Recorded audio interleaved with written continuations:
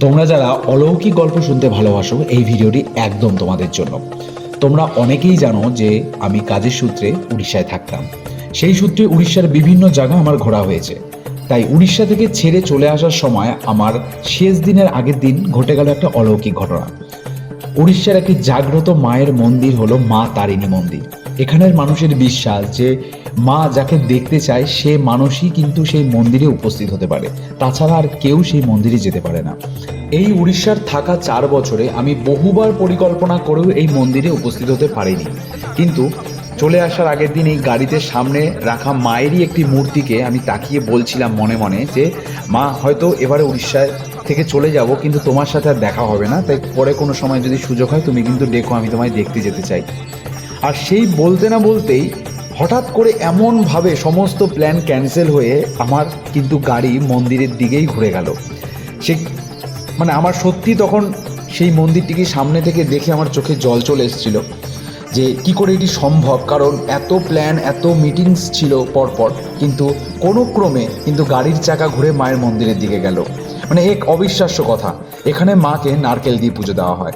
মায়ের এক অদ্ভুত রূপ, যে মায়ের শক্তি এখানে পা রাখার সাথে সাথে তোমরা কিন্তু অনুভব করতে পারবে। এই মায়ের নাম হলো মা তারিণী মন্দির।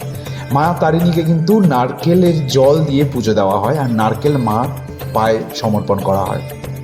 দেখতে পাচ্ছ সন্ধ্যার কি অসাধারণ একটি মুহূর্তে আমি এখানে পৌঁছেছিলাম, দীর্ঘ 4 থেকে 5 ঘন্টা ট্রাভেল করে। কিন্তু এই মন্দিরে ঢোকার পরে কিন্তু যে সন্ধ্যা আরতি শুরু হলো, সেটা যেন সারা গায়ে কাটা দিয়ে ওঠে। একসাথে 100টা ঢাক যদি বাজে তোমার কানের সামনে, আর তার সাথে মায়ের ওইরকম রূপ আর আরতি চলে, তোমার মনোমুগ্ধ হয়ে যাবে। সেরকমই একটি মুহূর্তের আমি সাক্ষী থাকলাম। আর সত্যি কথা বলতে, আমার উড়িষ্যা থেকে চলে আসার বেস্ট গিফট যদি কিছু হয়ে থাকে, সেটা মা দিয়েছে। কারণ মাকে আমি ভীষণ ভালোবাসি, যে কোনো সতীপীঠ মায়ের খুব আমার পছন্দের।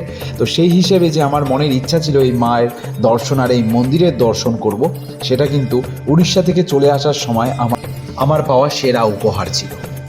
তার জন্য আরেকটা কথা তোমাদেরকে বলে রাখি, আমি জানতামও না সেই দিন ছিল গুপ্ত নবরাত্রি চলছিল, তার তৃতীয়া ছিল। সেখানে একজন ব্রাহ্মণ আমাকে বলল যে আজকের দিনটা ভীষণই ভালো। তো এরকম অজান্তেই কিন্তু সেই জিনিসটা ঘটলো।